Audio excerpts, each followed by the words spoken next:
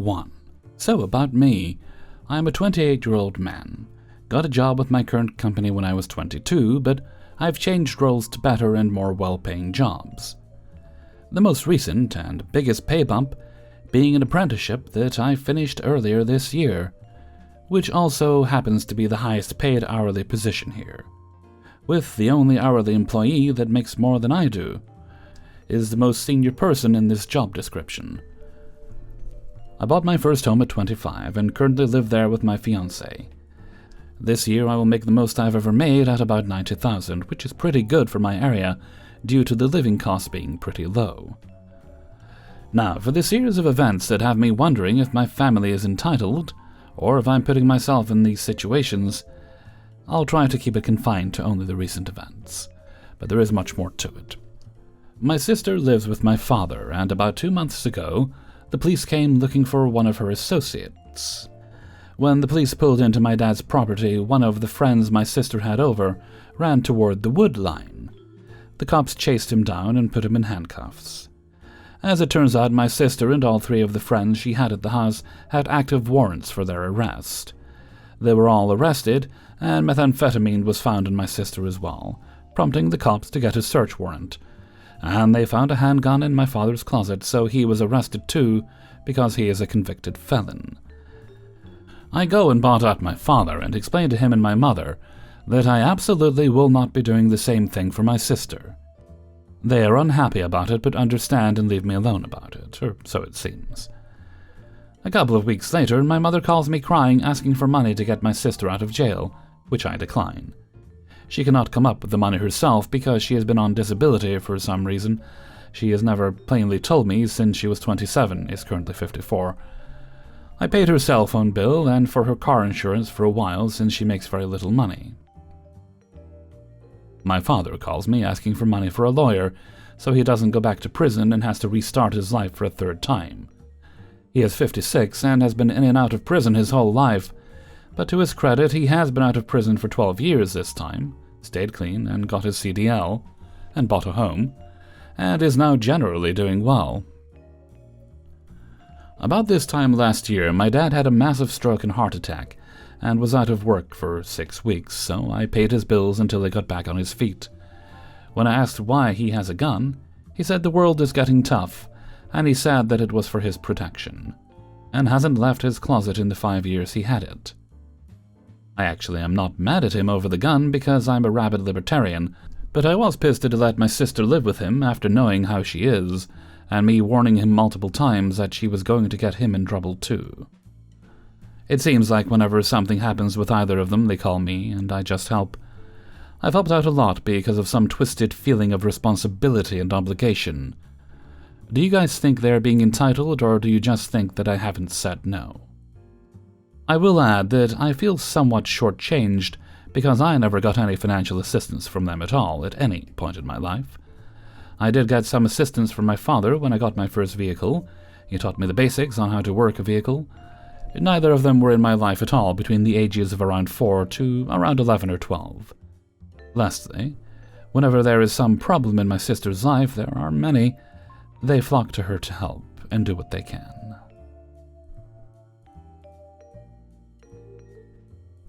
2. I'm livid at this super entitled parent that didn't give a shit about ruining a major life moment for almost 90 people. So yesterday our dear friends got married in the most epic and intimate ceremony. They did allow children at this wedding, however, the plan was to have the kids in the balcony space so that if someone needed to take a child out, they could. I later confirmed this fact with the bride. Our group gets up to the ceremony and we're seated. We look around and notice we're surrounded on all sides by children under the age of 9.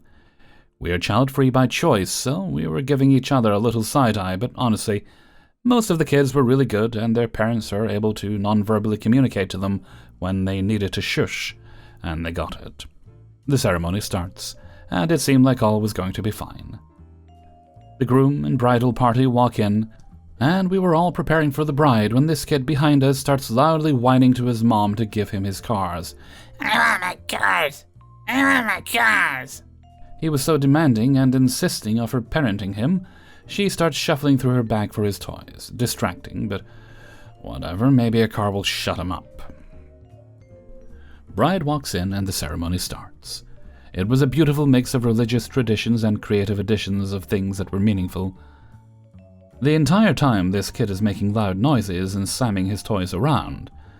I had to cup my ear with my hand to hear the ceremony, and many others were turning around to look and see what the noise was about. Even the bridal party was looking around, which you think the mother would notice and get the memo to take her kid out. But no, he gets louder and louder, screaming about his cars or whatever. His mom does nothing. Finally, during the point in the ceremony where the mother of the bride was trying to recite a blessing, a member of our party turned around and told the mom her child was being very disruptive, and asked her to take him out, which I was very grateful for. She huffed and puffed her way out, and finally we think this is over. Wrong. At the reception, this entitled mother stumps up to me. I was in the middle of an important catch-up convo. She demands to know who I am and who my friends were sitting next to me. I told her we're close friends of the bride and groom. She then demands to know our names. I told her, whatever. But then she marches around looking for my friend who asked her to leave. When she found him, starts screaming "fuck you" at him, telling all within earshot that she can't believe the bride and groom would be friends with such terrible people. I walked over and asked her what her real issue was, and she said it was my friend's tone. I told her that it was very disappointing that we missed the blessing because of her disruptive child. She is pointing her finger, waving her palms in my face, saying how it's her right to have her son there with her. Because of all the commotion, a friend of hers comes up to see what's going on. The entitled mother goes on about how we attacked her. And her friend then actually says out loud, "Oh, I left my kid at home," with a chuckle. Then the entitled mother comes back at me with her sass hands and demands to know if I have kids. To which I chuckled and said no, thinking in my head so that I can avoid shit like this. She then flicked her hand in my face and stomped away. This woman had no business having her child in the main ceremony room. She refused to honor the request to keep children in the balcony, but also had no parental control like the other people with kids. Like whatever, I'm just a friend, but I know the bridal party was having a hard time trying to concentrate during the ceremony due to this child.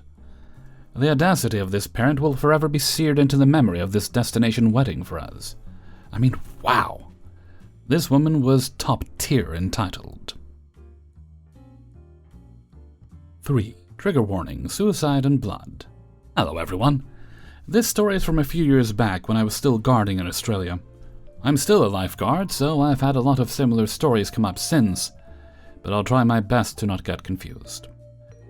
It was a completely normal workday for us when the entitled parents, mom, dad, and their spawn, 5-year-old male, 8-year-old male, and 15 female, rolled up at about 8 or 9 a.m. The first red flag was that they announced their presence. They went past our knock and emergencies only sign and knocked on our door. When I opened it, the mother just stepped into the room past me. She introduced herself and her husband by name, told us that they were on their dream vacation to my place of employment, and asked us a few questions about our job. This may seem normalish to some, but this is a very busy beach by a big city, and we already had around 7,000 to 9,000 people on the beach that morning. Now, while making conversation, she must have noticed that I was struggling a bit to go along with her thick, what I assumed to be Tasmanian accent. I'm fluent in English, and I can understand most accents, but it isn't my first language. So she remarked to one of my colleagues, "Well, I mean, you just told me about all the teamwork in your job. Is it really that smart of an idea to also..." And then she used a slur for immigrants that I'd rather not repeat. "I see she's not understanding me, so how's she not a hindrance in your communication?" My colleagues were even more irritated after that, and more or less told her to leave the tower, as it was for emergencies only. She scoffed, but did as told. Around midday, we received a call from a lady who had just witnessed another lady jump off the cliffs not too far from our beach. Unfortunately, that wasn't a rare call for us, since those cliffs are quite popular for suicide. Standard procedure, 2 lifeguards retrieved the lady, while me and another one waited on shore with medical equipment to start CPR. It was a very gory scene, and unfortunately the lady didn't make it. When we handed her over to the paramedics and police, we had a lot of blood on us. I remember I had it all up and down my sleeves in my uniform, and it was even seeping into the latex gloves I was wearing. Sometimes we can resolve situations like this without members of the public noticing, but this time we couldn't, even though we were in a pretty remote part of the beach. We had a few people around us, and when we walked back to our tower, we spotted the entitled mom closing in with her kids to check out what happened. I advised her that especially her younger boys really shouldn't see what's going on. When she saw us, she screeched, "Ew, is that blood on you? Why are you running around like this?" I told her, yes, hence why her kids shouldn't go back there. She then went on a rant about how disrespectful it was that I dared to tell her what she should and shouldn't do with her kids, and how she would report the entire crew working that day to the city council. Mind you, she said the wrong council, even though the council we work for is literally printed on our shirts. We were all pretty mentally and physically drained from the incident before, so we just left it at that. Late afternoon, I encountered the entitled dad again. A colleague and I were monitoring a rip current that had just started pulling extremely hard and was giving a lot of swimmers a hard time. We both switched off, doing a couple of rescues, but then my colleague eventually went out to direct an entire cluster of about 10 people who were still swimming fine and just couldn't get out of the rip back to the shore. I was standing on the back of our ATV and monitored the situation. A, for any other swimmers who might need more urgent assistance, and B, in case my colleague got overwhelmed. That's when I felt a hand way too low on my back.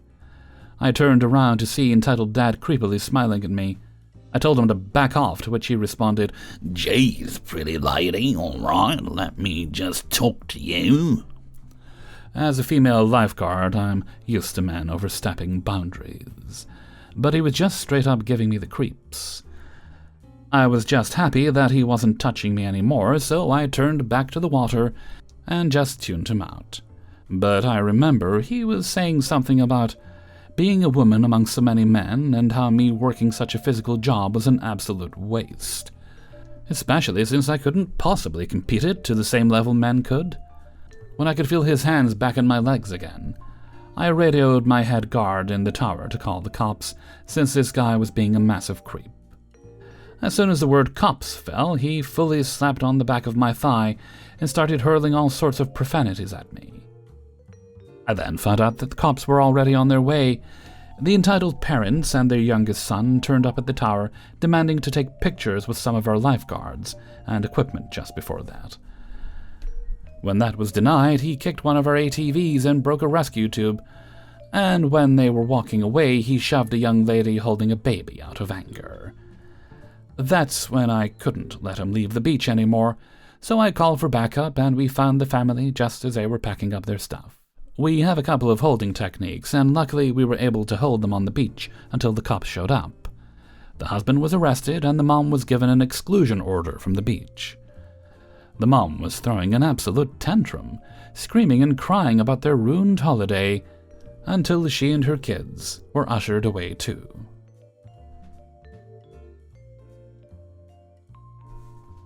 4. My parents always have to criticize me about something, and my job is usually on that list. Especially when it comes to a job that they don't like, or have any knowledge of, and just go around making random assumptions about it, to the point of it just downright openly mocking me about it, and making me want to sock them in the face. But I, being the better adult, resisted the urge for violence, stopped myself from planting a punch to their entitled narcissistic faces, 'cause they just go crying to their relatives about how I'm abusing them and how out of control I am. Ever since I graduated high school and wanted to start the degree I wanted, veterinarian or animal-related, my parents immediately shot it down and forced me to go into degrees that they wanted, claiming that vets and animal-related degrees don't get paid enough, and business or nursing only gets paid a lot. I eventually gave in to shut them up, even though I hated nursing, and eventually stuck to business, which my parents only paid for 1 semester, and I started paying out of pocket for, because my mom secretly applied me to jobs without my knowledge and only for jobs that she deemed would pay me big bucks. Before then, starting to act like they have the right to small-talk everything I did, and even claiming they know what's best for me, after I got wrongfully laid off at my first job after 6 months of working there. At the time, I only had experience in being a cashier, and due to this reason, I just continued to look for cashier or cash-handling jobs, which led to my mom demanding I just apply to work with my aunt at McDonald's, instead of allowing me to waste my time volunteering during the summer when I can easily make an earning. I did get a job at McDonald's, but not at my aunt's location, and quit after 4 months since the managers were overly bearing and racist towards me specifically. So, I found a new job at a theater near my house, which my mom immediately started using me as a discount goat to watch free movies. She even tried repeatedly to get me to bend over backwards for a special movie my brother wanted to watch, even though I told her repeatedly that I couldn't use my discount in that movie, because it was a one-night showing only. She refused to listen and came to my job just before my shift ended, demanding that I hand over the free tickets. It wasn't until the GM told her that I'm not allowed that my mom paid for it herself and my brother to go watch his movie, while getting mad at me and bitching me out about not getting him in for free, knowing that I'm not part of management and that I can easily lose my job for bending the rules. But after a year of working there, the area was bought out by a different company, and we lost our jobs, which my parents immediately told me to come work with them because they claim they will pay me the big bucks. I declined because they were already bad enough at home, and I didn't need them breathing down my neck while at work too. They took this as a giant kick to the gut and threw a fit about it to our relatives to make them guilt-trip me into working with them. I dig my heels in and continue to search for my own job, until I found another cashier job, but again quit after a year because I found a better job that appreciated my hard work and makes me feel like a family. My parents immediately went into discount goat mode and started texting me during rush hour to order food for them, because I work at Top Golf now, and when I tell them to just come eat after my shift or on my day off, they refused, before acting like I'm slacking off work and claiming I'm going to get fired like how I've been fired from my previous jobs. My parents believe laid off, fired, and quit mean the same thing. I'm sure everyone else knows the terms don't mean the same thing. Not to mention, my parents would openly say, "Why do you even bother working here, Top Golf, when you're clearly not athletic enough to play?" Yeah, we're allowed to golf if the managers allow us to, but we're still working, not just sitting around twitching our thumbs. But I've given up on sports after accidentally getting hit in the face with a soccer ball. Not that my parents cared about that. Even if I told them I thought I broke my nose, I didn't, luckily, just a nosebleed. And again, 2 days ago, my dad remarked, "See, that's why you shouldn't work those kind of jobs," when I told my dad how cold it was outside. It's not like it can be helped, the building is literally half opened, and it's not like we can just pull a glass door to make the building warmer. We already have the heaters at full blast, and it feels like minus 12 degrees. Not like we want to work in this type of weather. We still need to earn money and pay rent. My co-workers pay their own rent. I'm forced to help my parents with their rent and other purchases they can't afford, due to skipping 3 months of working during lockdown, when their job was still operating and faking to be sick with COVID. 5. I have never had trouble with sharing the sidewalk with people taking a stroll, but this incident made me wonder why they let one of their older children walk behind both of them while keeping their younger child stay in front of them. It was a sunny summer day, and I had rode my bike to work at Regal Cinema. It was a pretty chill shift, which I had just finished, and was going to bike back home. I had just left the property and had crossed onto the sidewalk just behind the building and was biking along listening to my music that was just loud enough that I could still hear the traffic around me. As I'm biking, I notice this family walking in my direction. Young parents, maybe mid-20s or older, with their kids, a girl on a pushing bike, maybe 3 or 4 in front of the parents, and a boy around 4 or 5 years old walking a couple of feet behind them. I didn't want them to think I was being rude and taking up the entire sidewalk, so I biked as close to the edge as I could to give them space and gave them a polite nod to acknowledge them. They nod in response and just keep going without a word. The boy was walking, but not exactly in a straight line, and I didn't notice just yet that he would randomly take a step left or right. He happened to do this just as I was able to pass him, and since it was so sudden, I suddenly gripped the brake, lost my balance, and swerved onto the road to avoid knocking him over. Luckily, there wasn't any traffic, or I'd be seriously injured, even with my helmet on, especially if I was hit by a car. After regaining my balance and getting my bike next to the curb, I turned to check on the kid if he had gotten scared or anything. He was fine, luckily, probably didn't even notice what had happened, and neither did his parents bother to see if I was okay. I've accidentally crashed into my siblings and witnessed my siblings falling off their bike. I'd immediately hop off my bike to go check on them. But these parents didn't seem to care and just kept walking away. It wasn't until after I was turning the corner when I saw that the mom was holding her son's hand and giving me the death glare, as if I intended to run her kid over with my bike. The rest of the ride home was uneventful and peaceful. I'm glad that was the only time I saw them, because I'm sure the mom would have caused a scene about how I nearly ran over her son on purpose, that he's now traumatized by this incident and can't walk past bikers without being reminded that a biker nearly ran him over, when they weren't paying attention to him and let him walk a couple of feet behind them unattended. And before anyone says, in some places like Minnesota, it is okay and in some places safer to ride on the sidewalk. Hey everybody, Hellfreezer here, and thank you very much for listening to The Practical Proudness of Parents, Ipop, episode 115. And thank you very much to everybody who allowed me to use their stories in this video. Before you go, please give that like button a poke. And if you'd like to get these videos a little bit earlier, you can support me through Patreon, which is linked in the description. And if you don't know what Patreon is, I've banged on about it enough, I should probably explain it. It's basically a place you can go there. You can pledge as little or as much as you like a month. A few bucks, more than a few bucks, and possibly also money instead of bucks. And that'll support me, it'll support the channel, helps keep the lights on, keeps disgruntled squirrels from the door, always after my nuts. And I've had it going for a few years now, and generally it was just to support the channel in general, in a general manner, in a general way. But it did occur to me that I could have, and quite probably should have been all this time, making the videos available early, which I am now doing. I'm posting the links. Only thing is, it means I have to publish the videos manually, because there might be a way to do it. I haven't figured out.